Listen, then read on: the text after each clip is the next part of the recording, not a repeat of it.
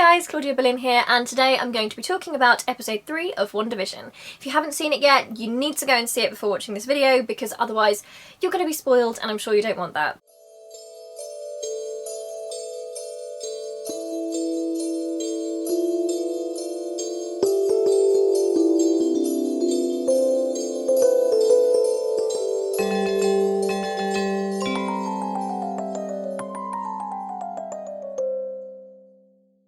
So this was a really exciting episode for me because I knew the babies were going to arrive. I can't wait to meet you, little Billy.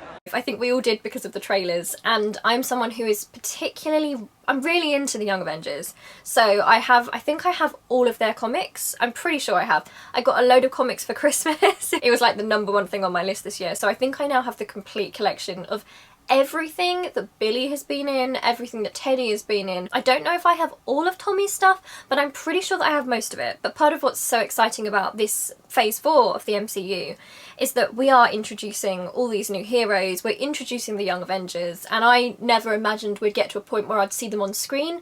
I always liked them in the comics, and it was shocking and exciting to me that we even got Wanda and Vision and Pietro on screen. So at that point I didn't imagine they'd even get to the Young Avengers.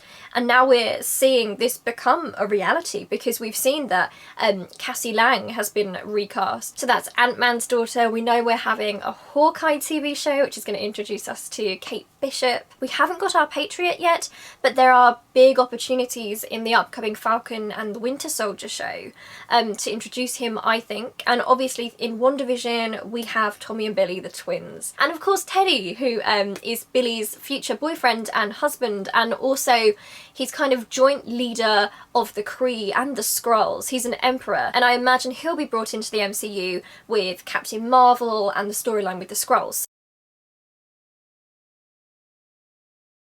So it's all sort of coming together and that's all happening. So it's not just the enjoyment this episode of seeing like Wanda and Vision and the sitcom vibe and the creepiness, it's also the fact that we are seeing the beginning of these two characters which are going to be absolutely huge going forward in Marvel. I don't think people who don't read the Young Avengers or the comics quite understand like how exciting it is that the twins are in this. Especially Billy. What you need to know about Billy and Tommy, I'm just going to give you some really basic stuff that you probably already know, but I'll do a proper video on them as they grow up in the show. I'll be able to link you to any bits that they use from the comics, any of that stuff. I'm your girl for that. I've got pretty much all their comics. But what you need to know is that Billy is going to grow up and have powers that are similar to Wanda's. He's a mage and possibly a mutant. It's uncertain whether the twins are mutants or not because the backstory of Wanda has changed quite a lot in the comics. At the moment they're still sort of considered to be mutants. But Billy is a mage, he's a magician, he's like a warlock or a wizard. So he is a potential future Sorcerer Supreme. So it might be that one day he takes over from Doctor Strange, he's that powerful. But he's not just a magician. Billy is so powerful, he is a reality warper. And he can change reality much more powerfully than Wanda can, at a much younger age than Wanda did. And there's the prophecy I spoke about in the last video I did, that he's one day going to become this being called the Demiurge. And the Demiurge is the most powerful being that will create the other gods in the Marvel Universe. So Billy is this massive, massive power, the most powerful being in the Marvel Universe. He is absolutely massive in terms of power, and I think a lot of people don't realise that. They think, oh, it's just Scarlet Witch's son with the Vision. No, this guy is so powerful. He's more powerful than Scarlet Witch. So yeah, I can't even imagine what they're going to do with Billy going forward. Billy is also an openly gay character in the comics, which is great to see, especially because he's like one of the most powerful character in the whole Marvel universe. And it's interesting that Billy is also Jewish, even though Tommy is not. And the reason for this is that in the comics, when Wanda has to give back the souls of her twins because they belong to the demon Mephisto, she manages to reincarnate them into different bodies, so they kind of return in the present day and they have different families. So Billy comes from a Jewish family and he has 2 younger brothers that aren't really delved into that much in the comics. And then you have Tommy, who's actually from New Jersey. He's got a very different family setup. He's in and out of kind of juvenile halls, I think. He's kind of displaying early criminal behaviour. His parents are divorced, and when we actually meet Tommy in the comics, he's in some sort of facility and they're they're testing him and trying to make him into a weapon because he was caught blowing up his school, because he has the power to do that, because he can vibrate his molecules like Quicksilver can. He can make things explode. Anyway, so it's just surreal seeing them as babies actually on screen, and even hearing their names. Like, the first time I heard Vision say Billy, I just sat there like, oh really? Okay, it's happening, it's happening. I think what quite a few people have picked up on, obviously I can't talk loads about the babies in this episode because they are literally just newborns. They haven't been able to do much, they spent most of the episode in the womb. But what some people did pick up on, and which I personally agree with as a theory, is that when Wanda was getting the baby room ready and she had the mobile with all the butterflies on it, she felt her first kick and she felt a sort of fluttering feeling. And then the butterflies on the mobile sort of came to life and they actually flew around the room, and one went onto Vision's nose, and she actually says in the episode that she doesn't realise that she's done that. So it could just be, oh, she's accidentally doing that because the baby kicked and her powers are sort of tripping.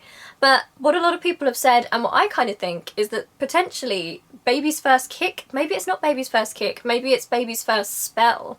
Maybe that is Billy from the womb. Is that too weird? Would they do that? I don't know. I just thought it was interesting that that coincided with the first kick and that Wanda wasn't aware that she did that stuff. I loved how they explained the naming of the twins in this version, because in the original comic you've got Billy being named William because of Simon Williams. So I spoke about Eric and Simon Williams in my last video. So that's the Grim Reaper and Wonder Man, and Vision's emotions and his brain patterns come from Wonder Man, who is Simon Williams.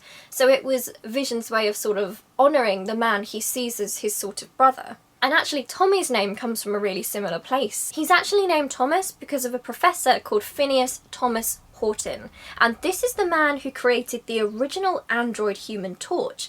And that's important because, as I said last video, I've got no idea if you remember, I rambled in that video so much, but Vision's body in the comics comes from the original android Human Torch. So again, it's a kind of nod to his background, and it's something that he can give his kids and he can pass on. Because in the comics, when Wanda creates the babies, they're aware. It's not so much that Vision's having to figure out, wait, how did this possibly happen because I'm a synthezoid, like how did we physically have this child? In the comics it's pretty well understood that Wanda's created them out of magic, so it's just nice that Vision gets to kind of give them something. But I really like how they did it in the show, because obviously they can't reference these characters because they haven't spoken about them yet. They could do in the future. So the idea of Tommy being a pretty traditional American name fits the whole sitcom vibe.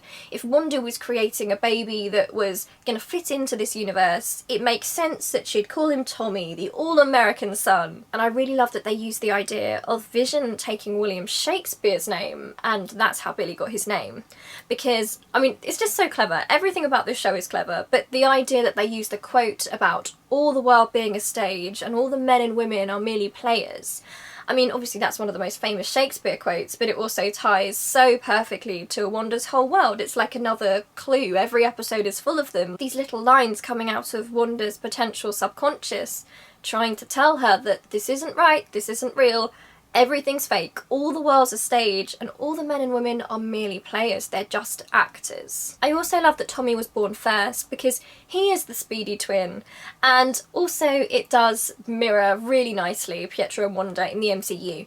Now actually in the comics, Wanda is actually the older of the two siblings, because there's this brilliant panel which I'll find for you where she insists on calling Pietro baby brother, and it just winds him up so much. But obviously in the MCU, Pietro says in Age of Ultron that he's 12 minutes older than Wanda, so I kind of like that he and Tommy are both the older twins. I also really like the implication of that kind of maybe making Tommy a little bit more protective of Billy. In the comics, obviously they meet when they're reincarnated, so they haven't grown up together, and they've got a lot of kind of banter going on.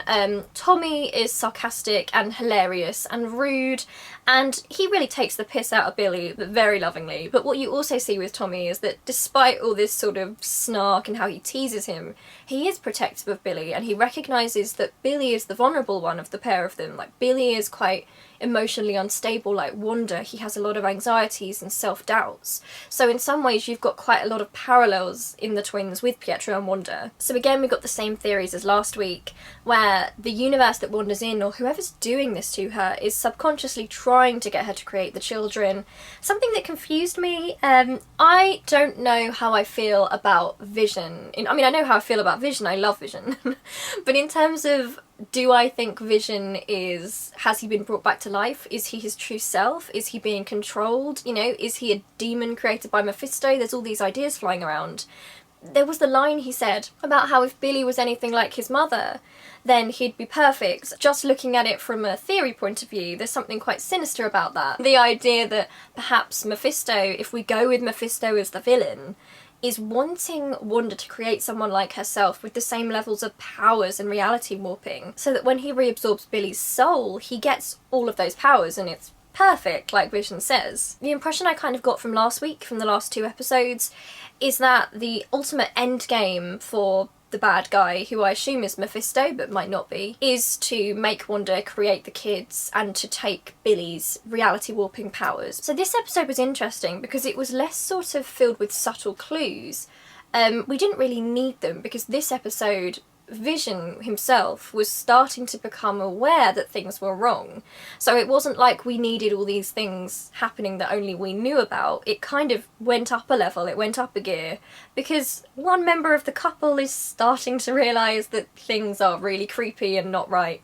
There's something so unnerving about that, and it really made me think of The Truman Show. So Dan got me to watch The Truman Show before watching WandaVision.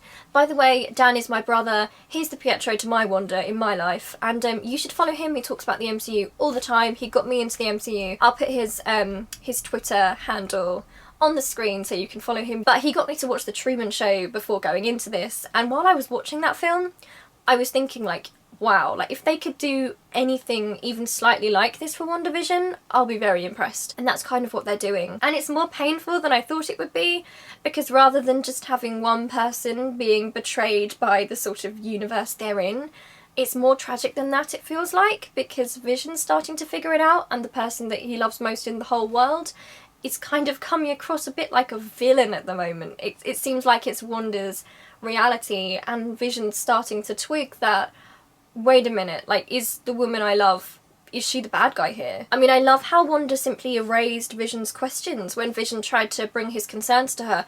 She just erased them. We don't even know if she remembers doing that, but she just completely flipped it and he said something else. And we don't know how often she's been doing that in this reality. I mean, how many times has Vision had these thoughts?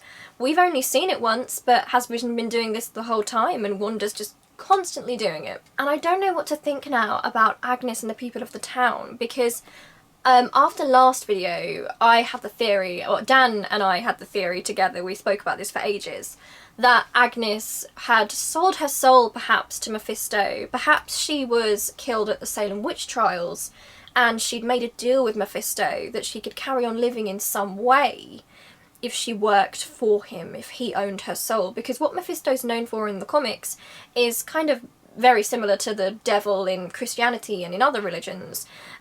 He tries to take the souls of good people, but he can only control them if you make a pact with him, so if you make a deal with the devil. So he'll pop up when someone has suffered a loss or something terrible's happened in their life, and he'll offer to make that all okay again, and they won't really understand what they're getting into until it's too late. He then owns their soul, and he feeds off that soul, and I believe that they become one of his sort of demons. Where he lives, he has these demons that live in his sort of universe that he lives in, and they look like the deceased, and they may even think they are those deceased people that they're living again. So, I mean, that could be what we're seeing in WandaVision. I mean, we could literally be in Mephisto's sort of pocket universe. It could be that we're in a sort of hell, but the only thing that doesn't make sense with that is that Wanda seems to be in charge here. If this was Mephisto, or Mephisto, then Wanda would surely be in a situation similar to Vision. So I know she could have made a pact with Mephisto to bring Vision back in the first place, but I don't know what I think about that. I just feel like there's more to it. Like it's a little bit too complicated. Sometimes they're leaning on this idea that Wanda is partly a villain, as well as, of course, being a victim. But she doesn't come across like Agnes, for example, who lots of people have assumed is Agatha Harkness, who made a deal with the devil, is working with Mephisto in order to live somehow. In this episode, she seemed scared. She did not seem in control. Some of the most freaky parts of the episode were, for me, first of all, when Herb was just cutting through the wall, and then later when he was talking to Agnes and Vision caught them talking, they almost came across like hostages, like how you imagine people might band together in some sort of hijacking incident. You know, they seemed like they were victims, they were aware they were victims, but they were trying to play along and bide their time, waiting for their moment. Was that what Herb was doing? Was he subtly trying to break in somehow, break down the walls of the universe? I don't know why he was cutting through that wall. Clearly these two characters at least are more aware of what is going on than we assumed these people were. Agnes is not as in control as we thought. She looks genuinely terrified this episode. She tries to stop Herb from actually saying what they are. You know, are they dead? Are they in a different dimension? Are they former sword agents? You know, are they all mages? Are they all witches and wizards that tried to help Wanda and got sucked into the universe? Are they people who died in Sokovia and Wanda's reimagining them? She stops him, and it's not because she doesn't want him to give it away. It looks like it's out of genuine fear that someone's going to hear them. And you can't make out whether they're scared of Wanda hearing that somehow and getting rid of them or changing them, or whether they're scared of Mephisto, if there's like a darker force at work. But they definitely come across like hostages, like they're aware they're in this situation and they're having to play along, and there's something particularly creepy psychologically about that, and scary, that they're having to play these sitcom parts and they're aware of it, because I mean, it probably would be easier to take and nicer if they had no idea. They were just, you know, acting in these sitcom ways because they've been made to. But now it seems like they're acting to try and stay alive, which is really scary. And I'm not really sure how aware the Doctor was this episode, Wanda's Doctor. But he was trying to get away with his wife. He was trying to go to Bermuda, and I mean, I feel like that's probably relevant because obviously the Bermuda Triangle is this little place on the map. It's sort of a triangle. It's actually referred to as the Devil's Triangle, so yeah, that would tie to Mephisto.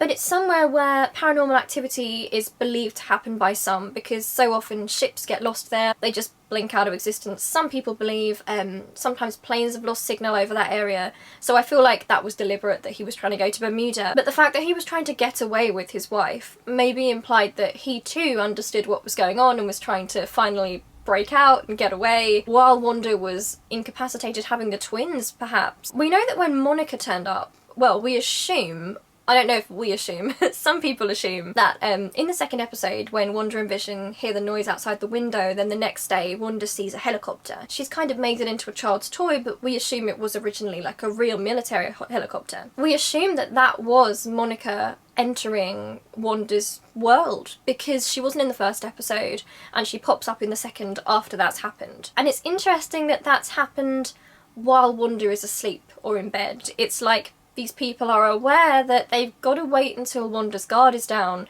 so when she's sleeping in the second episode, and in this third episode when she's going to give birth, when she's pregnant. But this poor doctor's car doesn't start, and then Vision turns up because Wanda's gone into labour and he's called back again. And there's the really creepy bit where he says to Vision that, I don't think we'll get away after all. Small towns, you know, so hard to escape.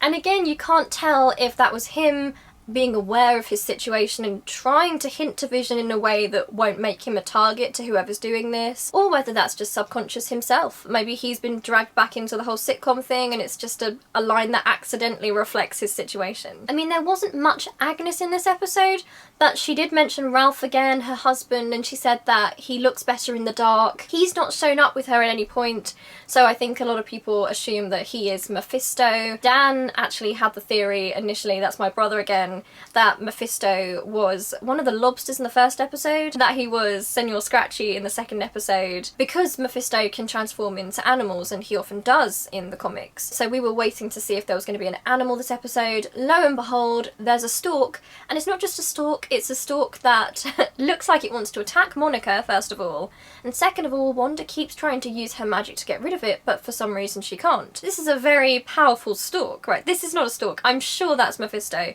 making sure that everything's going well with the children and making sure that Billy's going to be born so that he can reabsorb him, and making sure that Monica gets out of there because Monica is a danger to him potentially. I also like the idea, if the stork is Mephisto, that the idea that the stork brings the babies, so it just goes with the whole idea that the babies were never truly Wanda's, they were always Mephisto's, they were part of his soul. He brought them into being, and he can take them out of being as quickly as he likes. Okay, so Monica.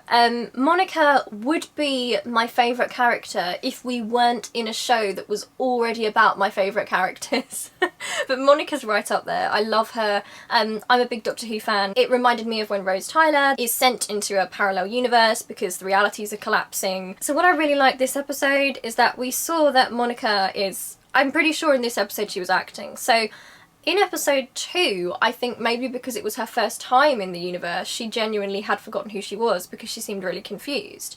But in this episode, I feel like she was fully aware this time, she knew what might happen, and she was really playing on those sitcom tropes, and it kind of worked because Wanda was distracted, Wanda believed it. It was the same as what we saw with Agnes and Herb outside. It's like the characters are almost hysterical with it, they're almost doing it a little bit too much, it's quite eerie, but Wanda doesn't seem to notice. But of course this all goes very wrong for Monica when she tries to prompt Wanda to speak more about her brother Pietro. As soon as Monica mentions Ultron and Pietro, Wanda seems to turn, she seems to realise something isn't right here. You're not part of this sitcom world, you're making me think of things I don't want to think about, you're reminding me of things I've tried to erase. We don't see what happens to her. In the trailer we've seen her being thrown out of the nursery, and we can actually see Wanda using her magic to sort of push her out. I assume we're going to see that in a later episode from Monica's perspective. But I mean, that demonstrates potentially why people like Agnes and Herb are so afraid of saying the wrong thing, because Monica did, and she's gone from the universe now. Okay, so now what I really want to talk about in this video, and I'm so happy about, you know, if you know me, that my favourite characters in the Marvel Universe are Wanda and Pietro. I love them so much, I love them in the MCU. To me, they are just a brilliant sibling relationship. They're so complex. I love how they're kind of a pair in the comics, and they always have been, even when they've gone off on their own separate stories, as they do now quite a lot. They're always so important. Their stories will always contain each other because they are twin souls and they love each other so much. And my main fear when this show came out was that there wouldn't be any mention of Pietro, because in the MCU since Age of Ultron, there's been not a single word said about Pietro at all, which now kind of makes sense and they can work into their narrative. But I'd really worried. Obviously in the Marvel Legends episode about Wanda they put out, they really made a big deal to emphasise, in the sequence where Wanda is fighting Thanos, that the two great losses of Vision and Pietro are what gives her the strength and the drive to keep going because she's doing it for them. And I feel like they wouldn't have emphasised that if Pietro wasn't going to be a part of her story going forward. So when I heard her say to Monica that she was a twin, I was excited, I was nervous. There hasn't been a Pietro reference for a really long time. I know when the trailers came out and we first saw Vision using super speed, my theory for that, and my theory still is, that Wanda in her mind has combined these elements of the two loves of her life, which are Vision and Pietro. Perhaps she's trying to bring back that feeling of safety, and so she's brought back Vision, who she loves, but she can't help but also bring back the other person who always protected her, which is Pietro. And in the comics, Wanda actually refers to Pietro and Vision as the two great loves of her life. That's always reflected in the comics. I mean, that's something that has always been a part of her character, that Pietro is a huge love for her and Vision is a huge love for her. So her romantic love of the Vision and her sibling love for Pietro are what drive her as a character and what have given her so much grief in the past as a character. But you can't really detach Wanda from those relationships, which is why when they killed Pietro off in Age of Ultron I was so worried, because we'd barely got to know him and he is such an integral part of Wanda's whole life. So to take Pietro away takes something from Wanda almost. But it looks like, if we're interpreting this episode correctly, that Wanda is starting to remember. So her accent started to come back when she said Pietro's name. She seemed to remember that she was a twin only when she saw the twins in the first place, because at the beginning of the episode the Doctor didn't seem to realise that she was having twins. And when Monica says that he was killed by Ultron, you get the impression that either Wanda couldn't remember it at all and she's suddenly remembering, or that it's so painful to her that she's locked it away in a portion of her mind and she's trying to force it away. Because we have to ask ourselves, why is Pietro not there yet? If Wanda can create what she wants in this reality, if that is something she's doing, if it's not all Mephisto, if she's able to do that, then why would she not create her brother, who is her only family and she loves him more than life? And I feel like from what we got in this episode, it might be that the pain is just too great, because Wanda hasn't actually spoken about Pietro since he died. In some ways, I mean, Wanda's changed so much since Pietro died. She has become a sort of different character. She's become Americanized, you know, she's lost her accent. She's tried to blend in. I know that the actual MCU reasoning for her losing her accent is that during Civil War, Natasha, Black Widow, was supposed to have taught her to kind of tone down things about her which could be noticeable because she's undercover. So she gradually loses her accent and she loses her identity and she loses her Sokovian sort of heritage and her memories, and I feel like that's all part of her not being able to cope with losing Pietro.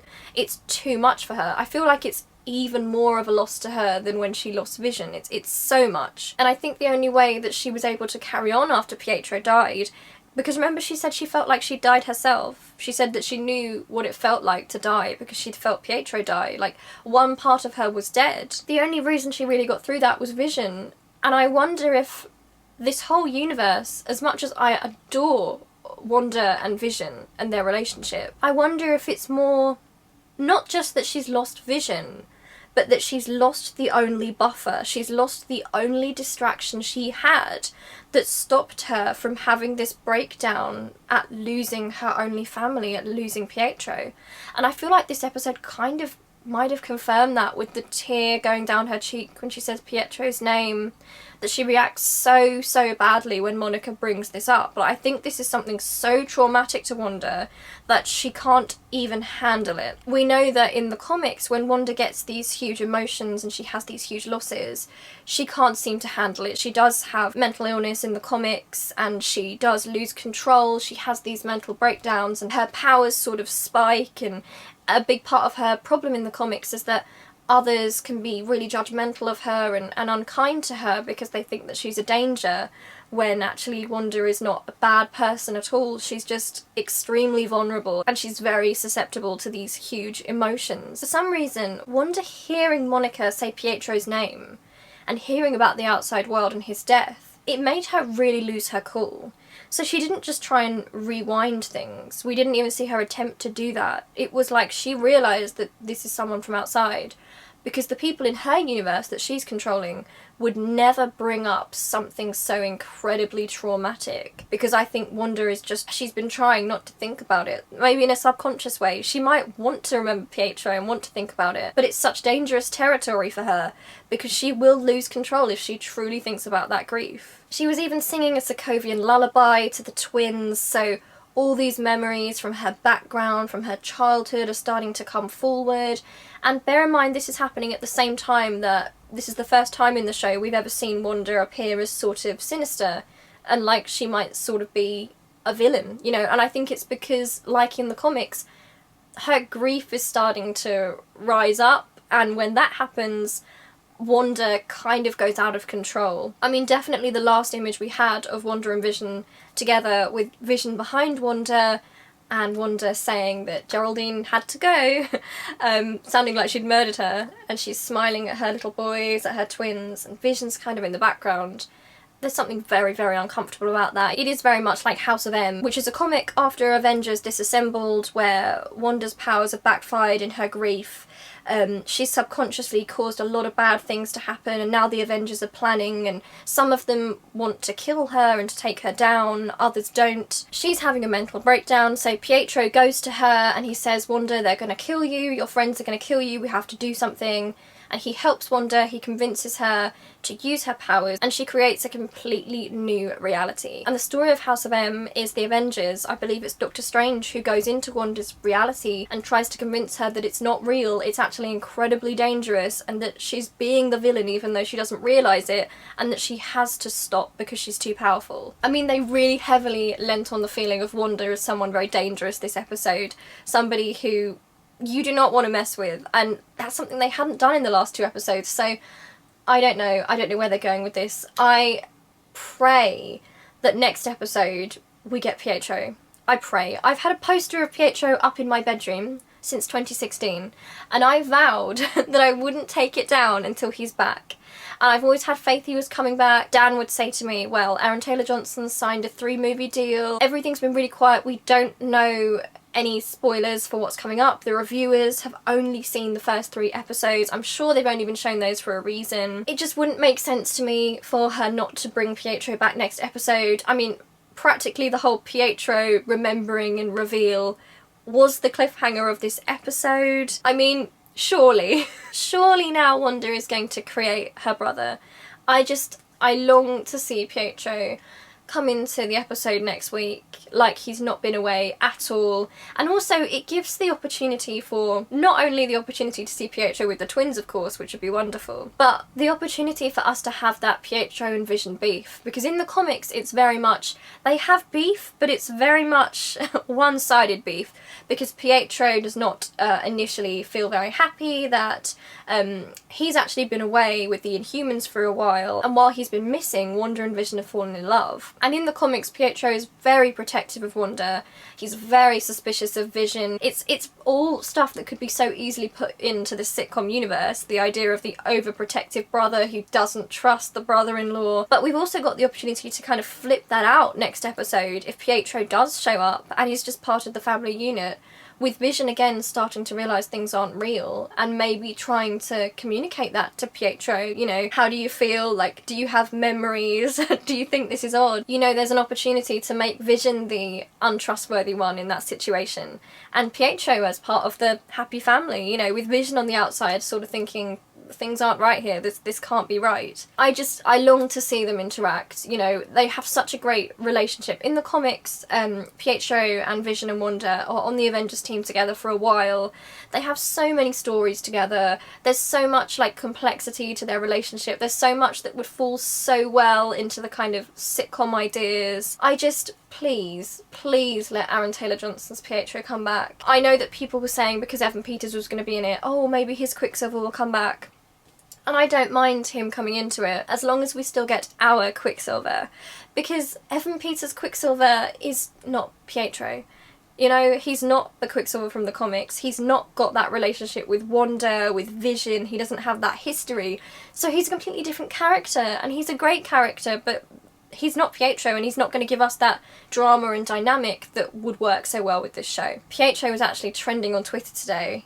I feel like I myself am Wanda, and I've created this show out of my brain, out of my need to see these characters, to see Tommy and Billy, to have Pietro back. And once again, my friends, I use my powers, and today Pietro is trending on Twitter.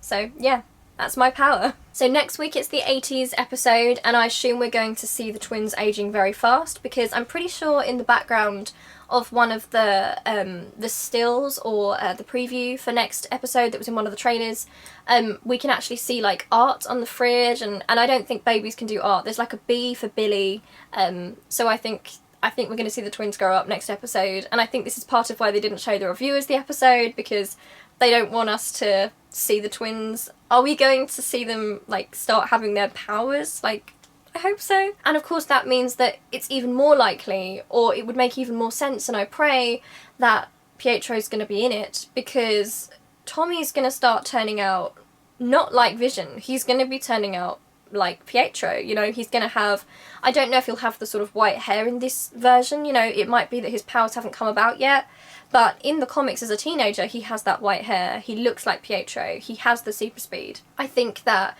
some of Wanda's ideas, some of her cohesive ideas where she's tried to blend Vision and Pietro, I think that it's going to kind of fall apart a bit, because it's going to become apparent that this boy, Tommy, is just like Pietro. So surely Pietro's going to be there. And also, if these writers read the comics, how could you pass up the opportunity to have Pietro in that situation? Please bring Pietro back. It would just make my whole life, honestly. Okay, thank you so much for watching. I would love to hear any of your further theories in the comments. I made this on the 22nd, Friday, so the day that the episode came out. So I might have more thoughts after this. I'm sure more stuff will come out. There's probably things I haven't thought of yet. But yeah, if you let me know if there's any theories you have, put them in the comments. Yeah, I'll see you next week. I am so beyond excited. I just can't wait to meet the twins as little people. I can't wait. And I hope Pietro's back. Please come back, Pietro, please. I miss you. Okay, love you loads, and I'll see you really soon. Bye!